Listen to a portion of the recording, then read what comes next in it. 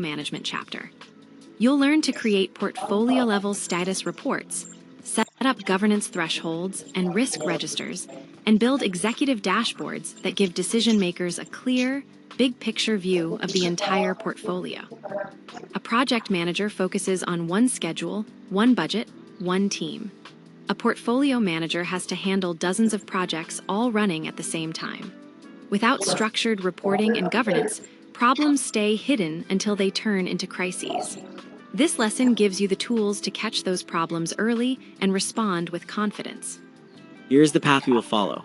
First, you will build portfolio status reports that aggregate schedule and cost data from every project in the enterprise project structure. Then you will configure thresholds and issues so P6 triggers alerts automatically. After that, you will set up a portfolio-level risk register. Finally, you will assemble an executive dashboard that provides a visual command center for stakeholders. Each step builds on the last. Before you build any report, your projects need to be organized correctly inside the enterprise project structure. Portfolio reports aggregate data at the EPS node level. So if your projects are scattered across unrelated nodes, your reports will not reflect the right scope. Take a moment now to confirm that the projects you want to report on share a common EPS parent node.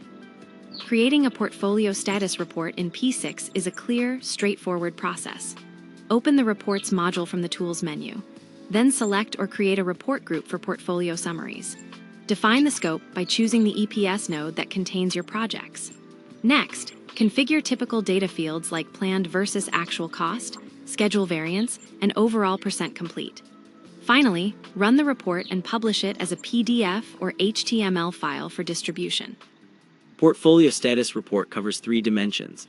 Schedule performance compares planned and actual dates and shows schedule variance, so you see if projects are on time. Cost performance checks if spending aligns with earned value, giving cost variance at a glance. Completion status tracks how far each project has progressed and whether milestones are hit.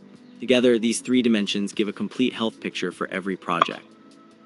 You've seen how to generate status reports, but governance shouldn't be reactive. Instead of waiting for someone to read a report and spot a problem, P6 lets you configure thresholds that automatically trigger issues when a project crosses a boundary. Think traffic lights, green, yellow, red. The system flags it. That's proactive governance. Let's set that up. A threshold is a rule you set on a project metric. For instance, if cost variance drops below -10%, that's a problem. When P6 sees that boundary crossed during a status update, it automatically creates an issue. That issue is a formal record, assignable to a responsible person with a due date. This makes governance systematic, not manual. To set up a threshold in P6, navigate to Project Thresholds. Click Add and pick a parameter like cost variance, schedule variance, or total float. Then define your upper and lower limits. Anything outside that range will create an issue. Finally, assign a responsible manager so the issue lands on the right desk. You can do this per project or across an EPS node for portfolio-wide governance. Once issues are generated, you manage them in the issue log. It shows every open issue across the portfolio, with filters for project, manager, or priority. For each issue, document the corrective action and update the status as work progresses. Closing an issue requires a resolution note that creates an audit trail. Stakeholders and auditors will look for that record.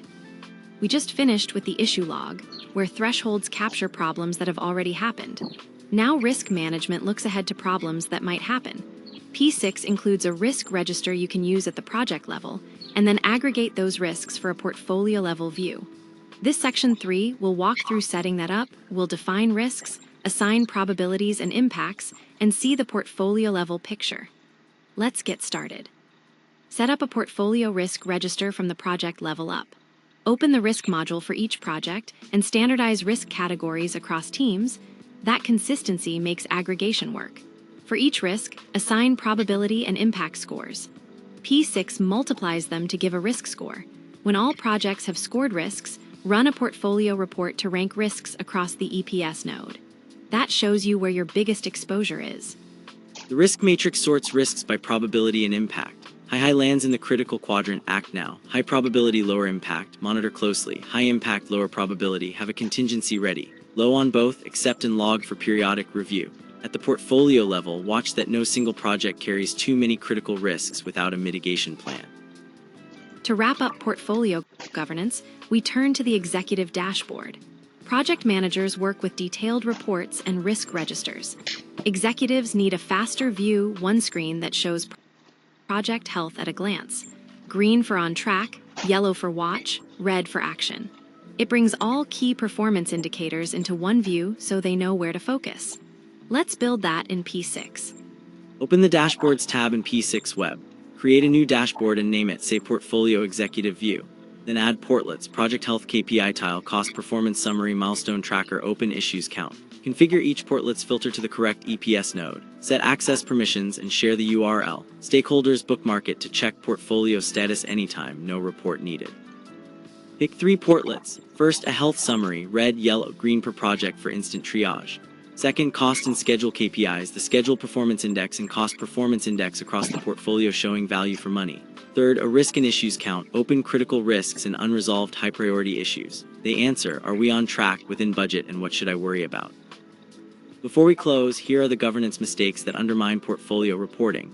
Effective practices. Consistent risk categories, thresholds reviewed each cycle, dashboard scoped correctly, issues with owners and due dates.